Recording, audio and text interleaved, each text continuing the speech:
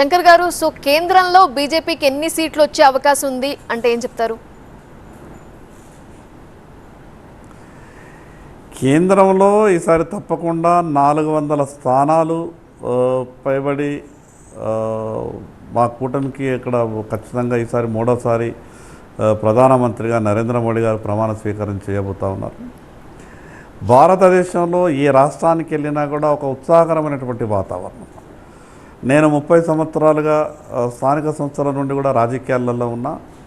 2 సార్లు దేశ ప్రధానమంత్రిగా పనిచేసిన తర్వాత 10 సంవత్సరాలు ఈ దేశాన్ని సుదీర్ఘంగా పరిపాలించిన తర్వాత ఒక ప్రధానమంత్రి గారి మీద ఇంత పాజిటివ్గా దేశ ప్రజలు ఎప్పుడు కూడా ఆలోచించలేదనిపిస్తుంది.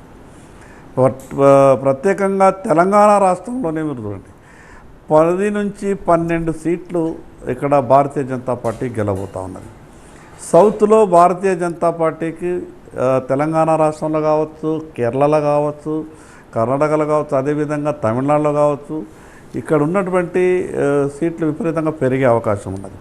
ఖచ్చితంగా 400 స్థానాల పైబడి భారతీయ జనతా పార్టీ కూటమికి ఈసారి మెజార్టీ వచ్చే అవకాశం ఉన్నది. మూడవసారి గొప్ప మెజార్టీతో ప్రధానమంత్రి నరేంద్ర మోడీ గారు ప్రమాణ స్వీకారం చేయబోతున్నారు. ఇప్పటికే అంటే 6 phases ఆఫ్ పోలింగ్ కంప్లీట్ అయిపోయింది కాబట్టి ఇంకా ఒక్క ఫేజ్ ఒకటే మిగిలింది, 7th ఫేజ్ది. ఇప్పటి వరకు జరిగిన పోలింగ్కి సంబంధించి ఎన్ని సీట్లు వస్తాయని గెస్ట్ చేస్తున్నారు 6 విడతలో జరిగిన ఎన్నికలకి? అంటే ఇప్పుడు జరిగినటువంటి దాదాపు 350 పై స్థానాలు వస్తాయి అనే విధంగా చర్చ ఉన్నది. మొత్తానికి వాతావరణం భారతదేశం మొత్తం పైన ఎక్కడ చూసినా కూడా, నేను మొన్న అక్కడ వైష్ణోదేవి దర్శనానికి ఎక్కడ కాశ్మీర్కి వెళ్తే అక్కడి ప్రజలు కూడా ఎంత పాజిటివ్గా మాట్లాడుతున్నారు మోడీ గారి మీద అంటే, మోడీ గారు 370 ఆర్టికల్ రద్దయిన తర్వాత మాకు టెంపరీగా కొంత ఇబ్బంది అనిపించింది, కానీ తర్వాత అడ్మినిస్ట్రేషన్ కానీ ఇక్కడ టూరిజం డెవలప్మెంట్ అయిన తీరు కానీ ప్రజల్ని ఆదుకోవడంలో కానీ గొప్పగా పనిచేస్తున్నారని కాశ్మీర్లో నరేంద్ర మోడీ గారి గురించి గొప్పగా మాట్లాడుతున్నారు. అంటే భారతదేశం అంతా కూడా ఈ దేశానికి గొప్ప ప్రధానమంత్రి 10 సంవత్సరాలు మనల్ని పరిపాలించిండు, దేశం యొక్క కీర్తి ప్రత్యేక గౌరవాన్ని ప్రపంచానికి చాటి చెప్పిండు.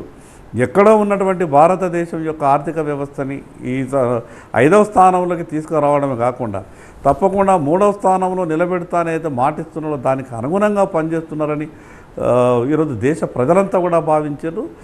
ఏ రాష్ట్రానికి వెళ్ళినా కూడా, మాకు పక్కన ఉన్నటువంటి మహారాష్ట్రలో కానీ ఎక్కడైనా సరే నరేంద్ర మోడీ గారి మీద దేశ ప్రజలకు ఒక ప్రత్యేకమైనటువంటి అభిమానం, అదేవిధంగా 400 పై స్థానాలు తప్పకుండా భారతీయ జనతా పార్టీ కూటమి గెలవబోతాం. అంటే 400+ అంటే మామూలు విషయం కాదు. ఇండియా కూటమి నుంచి టఫ్ ఫైట్ వస్తుంది అనే ఛాన్స్ కూడా లేకుండా చెప్తున్నారు.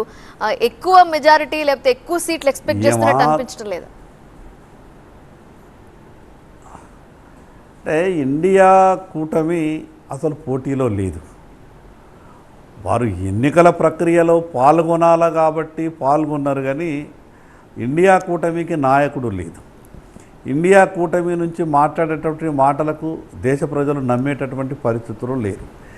ఈ దేశం గురించి ఆలోచించినట్టు, ఈ దేశ భవిష్యత్తు గురించి ఆలోచించినట్టు ఏ రోజు కూడా కాంగ్రెస్ పార్టీ కానీ ఇండియా కూటమి కానీ ఆ నాయకుల మధ్యన కోఆర్డినేషన్ కానీ ఆ నాయకులకు ఈ దేశం గురించి గొప్ప ఆలోచనలు కానీ ఉన్నట్టు ఎక్కడ కూడా కనిపించలేదు.